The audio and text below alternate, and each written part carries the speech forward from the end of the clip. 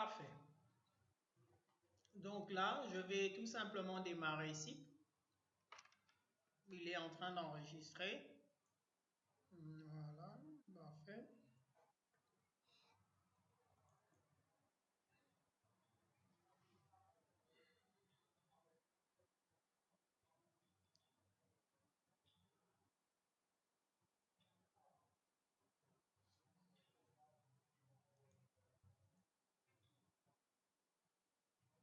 Parfait. Je suis sur SIP. La partie qui nous intéresse ce soir, c'est cette partie-là, SIP 4. SIP 4 va étudier tout ce qui est bâtiment. Va étudier tout ce qui est bâtiment. Je clique, je vais le paramétrer. On va paramétrer et puis importer un projet AutoCAD.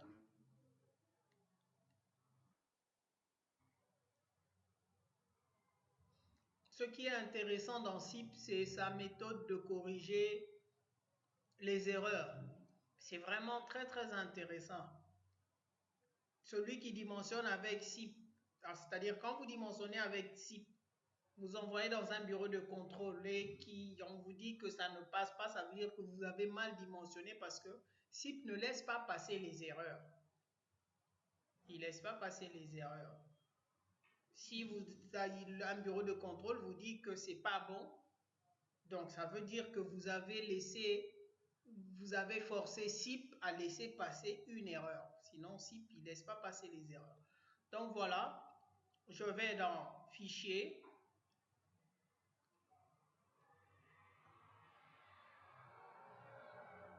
Voilà. Entre-temps, je vais essayer d'arrêter tout le reste. Voilà.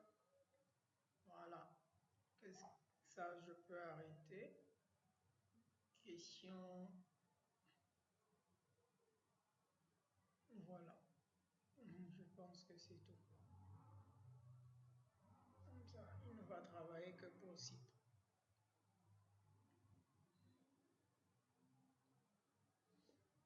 Il y a Camtasia aussi qui est gourmand en processeur. Dès que vous démarrez SIP, quelle que soit la version, il vous démarre le dernier projet que vous avez eu à dimensionner. Il vous demande ici, il me présente sur ce projet. Mon problème ne se posait qu'au niveau de la poutre, pratiquement la poutre 9. Poutre 9. Que j'ai laissé passer exprès parce que je sais que je ne vais pas me prendre la tête avec une petite poutre de durée de chaussée qui ne supporte pratiquement rien. Voilà, et quelques efforts de poinçonnement que j'ai gérés à la main. Donc ça, c'est une page que vous aurez toujours. À chaque fois que vous réalisez un projet, quand vous allez lancer un nouveau projet, il va vous présenter, il commence d'abord par ouvrir le dernier projet traité. Et là, on attend. Voilà, là, il a automatiquement ouvert mon dernier projet traité. Et ça se fait automatiquement. Et je m'en vais sur Nouveau pour gérer un nouveau projet. Voilà. Je l'appelle, je le nomme Parcours Ezebat M2. Voilà. Je l'enregistre, voilà, dans le dossier par défaut de SIP. Description R+3. R+3. Voilà. Je valide. Voilà. SIP, on a la possibilité d'importer ces différents types de fichiers. Vous pouvez importer SIP 3D. Un fichier SIP 3D, ça veut dire que c'est un fichier que vous avez traité en structure métallique ou quoi que ce soit. Ça peut être aussi un ouvrage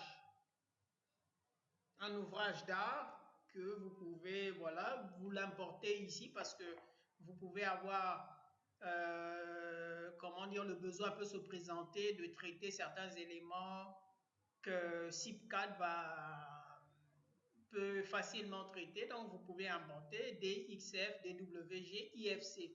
Les fichiers IFC, c'est les fichiers 3D. vous pouvez travailler sur Archicad. Une fois que vous avez fini de travailler sur Archicad, vous convertissez en IFC, ce qui fait que vous allez le projet, vous l'importez en 3D. Vous pouvez travailler sur Revit. À la fin de votre modélisation, vous convertissez en 3D.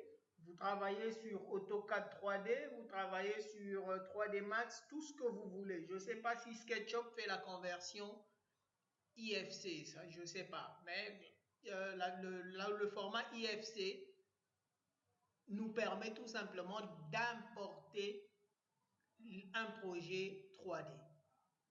Voilà, DXF, IFC, voilà, et tout. Et nous, on ne se prend pas la tête, on garde ouvrage vide. Parce qu'en gardant ouvrage vide, on suppose que nous pouvons importer n'importe quel type de fichier.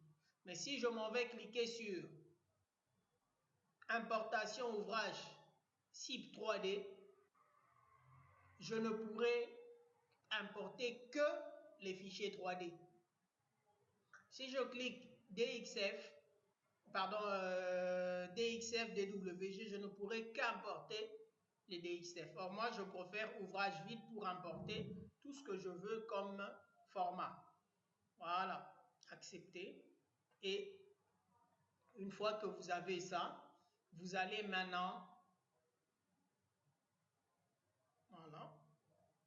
voilà, automatiquement, il y a une page qui s'affiche. Et ça, c'est la page de paramétrage. C'est sur cette page-là que vous allez faire le choix. Travailler en Eurocode ou en BAL. Je vous ai enseigné en utilisant la méthode du BAL, mais nous allons dimensionner en utilisant la méthode des Eurocodes. Si on vous avait enseigné en Eurocode, ça aurait pris beaucoup plus de temps. Et honnêtement aussi, je ne maîtrise pas très bien Eurocode. Tout ce que je fais sur Eurocode, je le fais par logiciel. Mais traiter les Eurocodes à la main, je ne suis pas très fort dedans, donc il me faut encore retourner à l'école pour traiter. Mais comme je sais le traiter par logiciel, donc je ne me prends pas la tête avec ces détails-là de retourner à l'école. Donc, voilà, notre projet est là. On a le choix concernant la norme. Voilà, la norme béton, je suis sur Eurocode 2, France. Les Eurocodes varient en fonction des pays.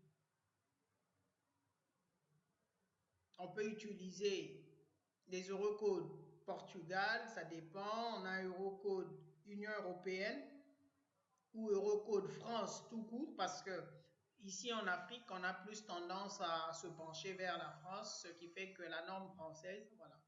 Eurocode 2 roumaine, Eurocode 2, donc tout ce qu'on veut. Et nous avons aussi d'autres normes qu'on peut utiliser en fonction de l'environnement dans lequel vous vous retrouvez. Si vous vous retrouvez au Brésil, pas la peine de dimensionner aux Eurocodes, sinon leur bureau de contrôle risque de vous dire non, il y a ici telle chose qui n'a pas été respectée. Donc, il serait encore mieux de sélectionner la norme brésilienne. Nous, c'est les Eurocodes qui nous intéressent. Si on veut dimensionner suivant le BAL, nous cliquons sur le BAL 91 révisé en 99. Mais là, c'est plus les Eurocodes qui m'intéressent. Je clique sur Eurocode. Voilà, les Eurocodes 3 et 4 traitent tout ce qui est structure métallique. Les Eurocodes 5 traitent tout ce qui est structure en bois. Eurocode 9, ça traite l'aluminium et ainsi de suite. Donc moi, ici, je traite du béton, je dimensionne suivant les Eurocodes. Au niveau des Eurocodes de langage, ici, quand on parle de FC28, FC28 est représenté par C tout court. C, c'est comme concrète, C, c'est comme béton, c'est la résistance du béton. On a une résistance qui nage entre 20 et 30 MPa. Donc ici, notre résistance est de 25 MPa, donc nous sélectionnons 20 à 30. On ne peut pas sélectionner, 25 à 30. On ne peut pas aller choisir 20 à 25. c'est mieux de nager entre 25 à 30.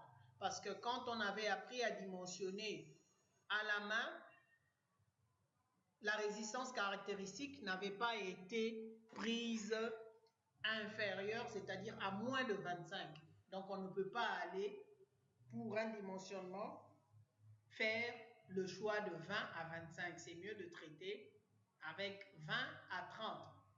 C'est beaucoup plus intéressant. La fondation aussi, pour tous les différentes parties du bâtiment, on a 25 MPa, 20 à 30. Ici, il est important de venir gérer tout ce qui est contrainte du sol. En fondation, nous cliquons là. Voilà. Voilà. J'ai ma contrainte du sol. Voilà. Comment convertir la contrainte ici en langage, parce qu'en Eurocode, on parle plus de situation durable. C'est le langage qu'on emploie. On parle de situation durable. Mais comment convertir cela? Pour vous qui avez déjà robot, vous pouvez faire la conversion autrement. Je vais vous donner les deux versions. Je commence par cette version-là. Voilà. La version DDC, c'est le meilleur logiciel en descente de charge. Voilà. Je ne dimensionne pas avec, mais côté descente de charge, il n'y a pas meilleur que celui-là. Ça n'a rien à voir avec notre cours, c'est juste pour vous aider côté conversion. Voilà. Je m'en vais dans bâtiment, caractéristiques du bâtiment, voilà. Et tout. Je suis en tonnes mètres. De l'autre côté, du fait que je suis en mégapascal, voilà, je peux rapidement convertir en mégapascal. Contrainte, mégapascal. Je valide. Bâtiment. Pour vous qui utilisez la vieille version, voilà. On nous dit que la contrainte du sol, par exemple, est à 1,5 MPa à l'état limite de service. Voilà. Je mets 1,5 MPa et je clique n'importe où. Dès que j'ai cliqué, automatiquement, mon logiciel a vu à faire la conversion. Il me donne à l'état limite de service, j'ai 2,25 et à l'état de rupture, j'ai 4,5. C'est tout ce que je voulais avoir ici. Je viens par là.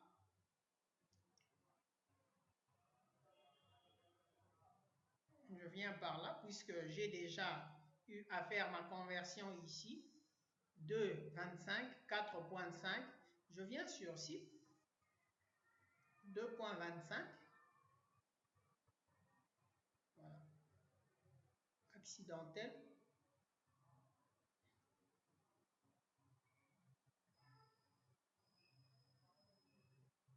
« 4,5. Et je valide. Voilà.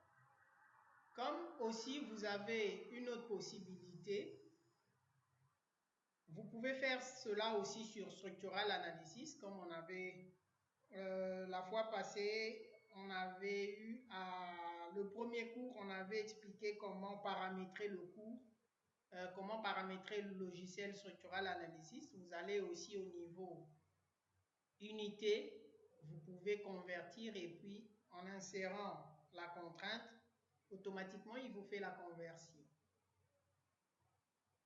Automatiquement il vous fait la conversion. Voilà. Mais le problème que nous avons ici, c'est que nous n'avons pas le même langage. Nous n'avons pas le même langage parce que le petit outil que j'ai ouvert ne comprend que le langage du BAL. Or, les Eurocodes ont un autre langage qui est pratiquement différent du BAL. Et en fonction du langage du BAL, si nous gardons les 2.25 ici, là, parce qu'ici, vous voyez qu'on a marqué situation durable. Situation durable veut dire à l'état limite ultime. Le BAL utilise le dimensionnement dans un cas ultime. Or, ce langage en Eurocode est remplacé par situation durable. Maintenant, sismique et accidentel, rien n'a changé. De l'autre côté, on a 4,5 mégapascal. Attendez. Qu'est-ce que j'ai fait? Oh là là, j'ai commis une grosse bêtise.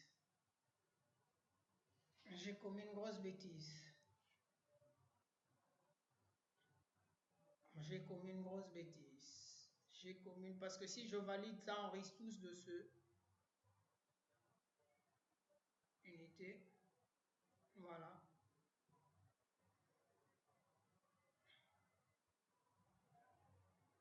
Pardon, barre. Voilà.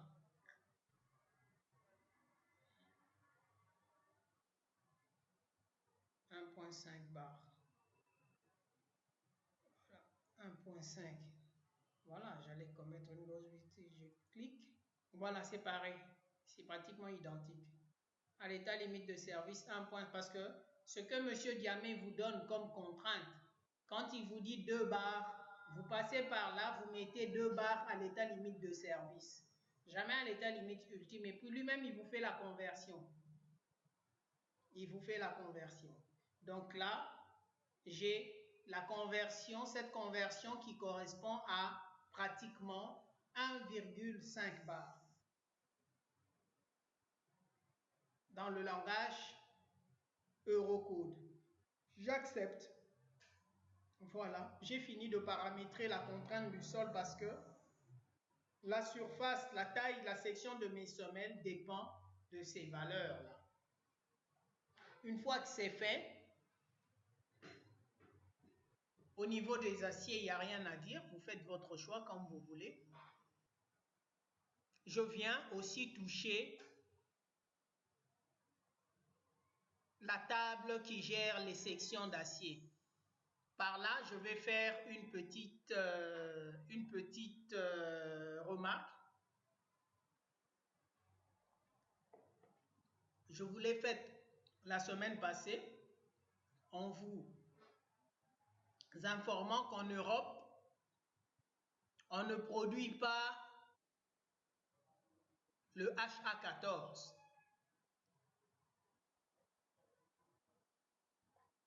On les retrouve dans toutes les normes, on les retrouve dans tous les livres. Mais quand vous allez sur le marché, les usines ne produisent pas du HA14. Les usines produisent du HA12. Après le HA12, elles produisent directement le HA16. C'est plutôt ici en Afrique qu'on produit le HA14. Ce qui fait que si lui ne tient pas en compte cette section-là du HA14 est désactivée. Vous êtes censé l'activer parce que si vous ne l'activez pas, vous risquez de vous retrouver pour un bâtiment R+1 avec des HA16. C'est pas intéressant. Donc, je m'en vais au niveau des aciers. On est au niveau du paramétrage. Oui.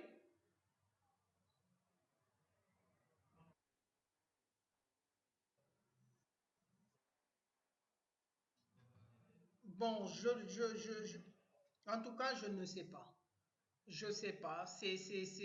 Vous allez le remarquer que dans les quincailleries, les usines en Europe ne produisent pas du HA14. Et pourtant, on les retrouve dans les livres. On les retrouve dans toutes les normes. Et tous les logiciels avancés utilisé par les Européens, dans tous ces logiciels-là, vous remarquerez que le HA14 est désactivé, comme dans SIP aussi. Ils l'ont désactivé depuis l'usine, c'est-à-dire la maison qui a eu à concevoir ce logiciel, parce qu'ils savent qu'on n'utilise pas ça là-bas.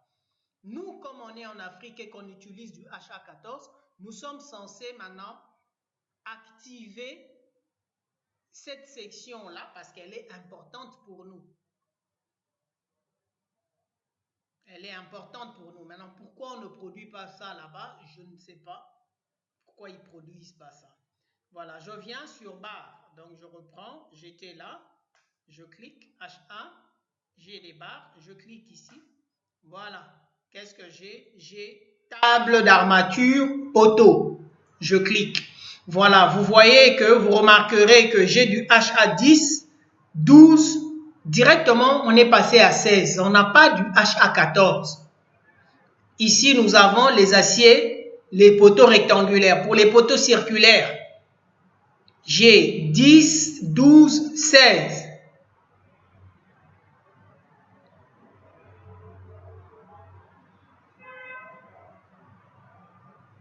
Or, moi, j'ai besoin du HA14. Je suis censé les activer.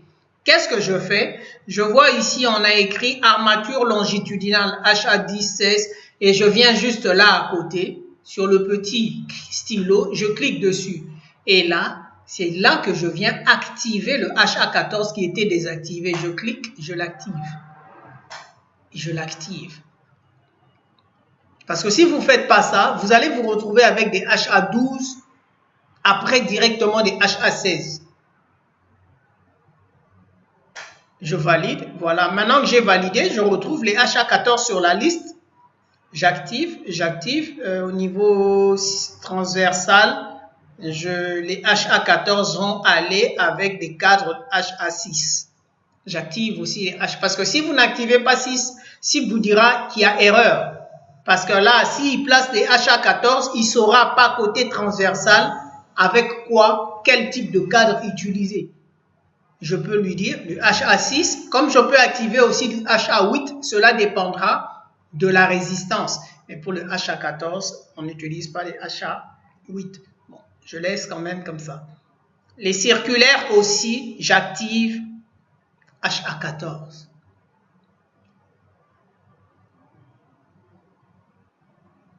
La séparation minimale entre les barres, c'est toujours 5 cm. La plus petite, ça veut dire qu'on ne peut pas avoir entre deux cadres, mais entre deux barres, une séparation inférieure à 5 cm.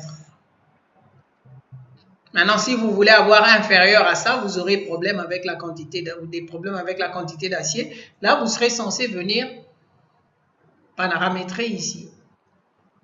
Et la séparation maximale, 30. Ça veut dire que vous ne pouvez pas aller au-delà de 30 entre deux barres. Voilà. Et ainsi de suite. Le reste, c'est à vous de faire la lecture. Je valide. Voilà. J'ai fini avec les poteaux. Je viens. Dimensionnement et vérification. Ici, on a longueur d'ancrage des poteaux. Je clique. Ça ne m'intéresse pas. Le reste, là, ça ne m'intéresse pas. Disposition d'armature, pas besoin. Pas besoin. J'ai rajouté ce que j'avais à rajouter. Voilà. Ça, je l'ai fait pour les poteaux. Vous voyez que j'ai cliqué ici. Maintenant, je m'en vais activer aussi pour les poutres. Je viens là, plancher, j'ai plancher, je clique. C'est au niveau des planchers que nous retrouvons les poutres. C'est au niveau des planchers qu'on retrouve les poutres. Voilà pourquoi on est censé cliquer là. Je clique, voilà. Caractéristiques des poutres préfabriquées. Je clique. Voilà, accepter, hauteur, voilà. Caractéristiques non, référence des barres. Voilà. Au niveau des barres, faites très attention. Référence de base des portiques. SIP, par défaut, nomme les poutres comme étant des portiques. Et on est censé venir à ce niveau la référence des barres je lui dis poutre 1. Si moi, mes poutres, je vais les nommer par P1, je mets P1. Ce qui fait que automatiquement, il va personnaliser. Une fois que vous mettez la première poutre, automatiquement, il appelle par P1. Quand vous passez à la deuxième poutre, il appelle par P2, P3 et ainsi de suite jusqu'à l'infini. Si vous voulez garder l'ancien nom qui est portique, parce que lui considère tous les noms comme étant, toutes les poutres comme étant des portiques, vous gardez portique. Mais moi, j'ai préféré utiliser poutre. Mettez toujours 1. Comme ça, à la deuxième poutre, lui passera à 2, 3 et ainsi de suite. Or, dans robot, après dimensionnement, vous êtes censé retourner encore personnaliser chaque poutre. Par contre, dans SIP, on ne personnalise pas. La personnalisation se fait automatiquement. Et une fois que vous avez personnalisé ça, vous cliquez là-bas. Enregistrer comme par défaut. Comme ça, prochainement, vous n'aurez plus à revenir sur ce paramétrage.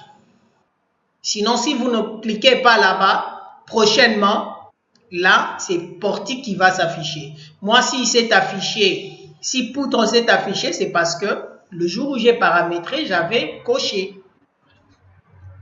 Voilà. Ça, c'est tout ce qui m'intéresse. Les autres, l'angle des poutres, tout ça, c'est des choses qui ne nous intéressent pas. Nous, c'est les aciers qui nous intéressent. Je valide. Je viens là à côté. J'avais touché le grand rectangle. Je viens sur le petit rectangle. Au niveau du petit rectangle, c'est là où je vais trouver maintenant les armatures que moi, je voudrais activer pour SIP.